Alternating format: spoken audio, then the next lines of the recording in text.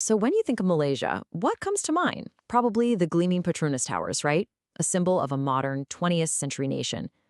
But the story of this land, it goes so much deeper, stretching back through ancient empires and honestly, to the very dawn of humanity. It's an incredibly complex and vibrant history. And that's really the core question here, isn't it? How do you connect the dots from prehistoric humans and sprawling maritime empires all the way to the Malaysia we know today? Okay, let's dive in and try to piece it all together. All right, here's our game plan.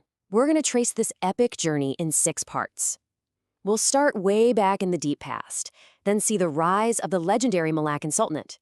After that, we hit the era of colonization, before moving into the turbulent birth of the nation itself. Then we'll look at the growth and growing pains of independence, and finally, bring it all home to the challenges of the 21st century. So our story begins in the deep, deep past. We're talking long before there were any borders or nations to speak of, on the land that would one day become Malaysia. And when we say deep past, we are not kidding. Just look at this timeline. Evidence of early humans nearly 2 million years ago. And then you've got this 40,000-year-old modern human skull found in Sarawak's Naya caves. That's one of the oldest in the entire region. It just goes to show you, people have called this place home for a truly immense amount of time. Over the centuries, you had waves of settlers, like the Proto-Malays arrive, setting the stage for the first great empires, like Srivijaya. By the first millennium, the peninsula was already a real melting pot. You had Hindu and Buddhist culture flowing in from India and China, shaping all the local kingdoms. But the real powerhouse? That was the Srivijaya Empire. Based in Sumatra, it controlled the vital sea lanes for more than 600 years. You know, it wasn't an empire like you might think, with one king calling all the shots.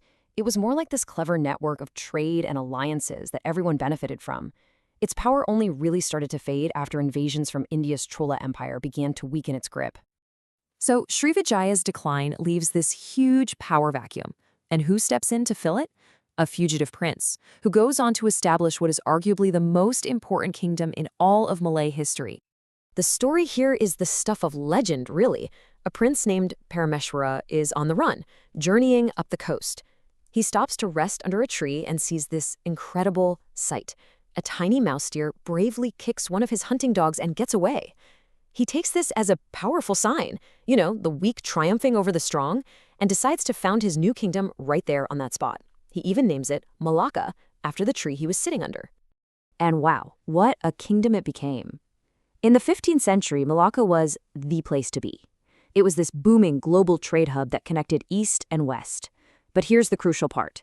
Malacca wasn't just some rich port city. It literally became the blueprint for modern Malay identity. The language, the Islamic faith, the systems of government and trade, so much of it can be traced right back to this golden age. But when you're that wealthy and that strategically important, you don't go unnoticed. Malacca's success attracted some new, very powerful players from across the seas, kicking off a whole new and very disruptive era. What followed was basically this domino effect of colonization. The Portuguese were first, grabbing Malacca in 1511. Then, about a century later, the Dutch pushed them out. By the late 1700s, the British had arrived and set up a key port in Penang. You can see how power just kept shifting and shifting until the Anglo-Dutch Treaty of 1824. That treaty basically drew a line in the sand, or, well, in the water, right down the Strait of Malacca, dividing the region and pretty much setting the borders we see today. And British rule wasn't just political. It completely changed the face of the peninsula. The colonial economy needed bodies, tons of them, to work the booming tin mines and rubber plantations. So what did? They encouraged a massive wave of immigration. Hundreds of thousands of workers came from China and India. This policy created the multi-ethnic society that defines Malaysia today, but it also planted the seeds for some serious tensions down the road. Okay, now we're jumping into the 20th century, and things get intense. The colonial era is about to crash into a world war, a communist insurgency, and ultimately a powerful drive for self-determination that would forge a brand new nation. World War II was the absolute game changer. The Japanese invasion and the shockingly fast defeat of the British, it shattered the myth of European invincibility. It was a brutal, brutal occupation, but it also fanned the flames of local nationalism. Suddenly, the idea of an independent Malaya wasn't just a dream anymore. It started to look like a real possibility. So, after the war, the British came back with a new plan called the Malayan Union. It proposed a single colony where everyone had equal citizenship.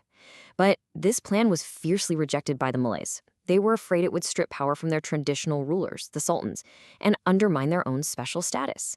So, that plan was scrapped. In its place came the Federation of Malaya in 1948.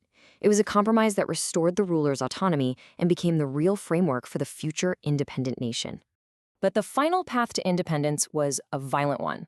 For 12 long years, the country was gripped by the Malayan Emergency, a brutal guerrilla war against a communist insurgency. After that conflict finally ended, the stage was set. On August 31st, 1957, the Federation of Malaya achieved independence. Then, just 6 years later, the nation got bigger, joining with Singapore and the Borneo states of Sabah and Sarawak to form the Federation of Malaysia. You know, creating a country is one thing, but making it work, that's a whole other challenge. The new Malaysia faced immediate, profound problems, from deep internal divisions to the pressures of rapid economic change. And right out of the gate, the new federation hit a massive wall. The political and racial tensions between the Malay-dominated central government and the Chinese-majority state of Singapore, they just became impossible to manage. In what was a truly painful and dramatic move, just 2 years after forming, Singapore was expelled from the federation. Those underlying tensions just exploded in 1969 with devastating race riots. In response, the government launched a really radical and still controversial affirmative action plan, the New Economic Policy, or NEP. It had 2 clear goals. First, wipe out poverty for everyone. Second, restructure society to break the link between a person's race and their economic role. A huge part of this was about boosting the economic standing of the ethnic Malay community, often called Bumiputra. The NEP's rollout coincided with the rise of Prime Minister Mahathir Mohamad. His first 22-year run, starting in the 80s, was a period of absolutely mind-blowing transformation. Guided by his Vision 2020, Malaysia went on an all-out push to become a fully industrialized nation. We're talking massive infrastructure projects, dizzying urbanization, and just stunning economic growth. And that brings us right up to the modern era. After decades of pretty much one-party rule and that breakneck development, the 21st century would test Malaysia's political foundations like never before. Now this shows a moment that for decades, many people thought was impossible.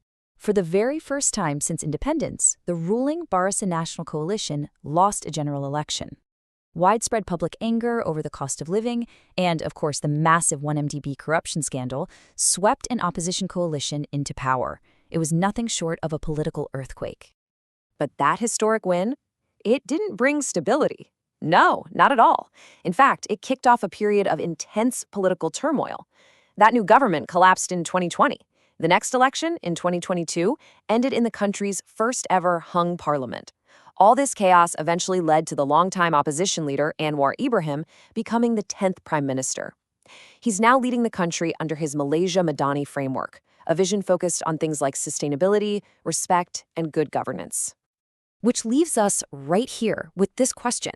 I mean, from ancient kingdoms to colonial struggles, from nation building to incredible political shocks, Malaysia's history is a story of constant reinvention. So after navigating all of that, what will its next chapter look like? We really hope this journey helped connect some of the dots in Malaysia's incredible story. If you enjoyed it, please be sure to check out our Quick Country Histories playlist for more deep dives like this. And hey, don't forget to subscribe to Notebook Summaries. Thanks so much for watching.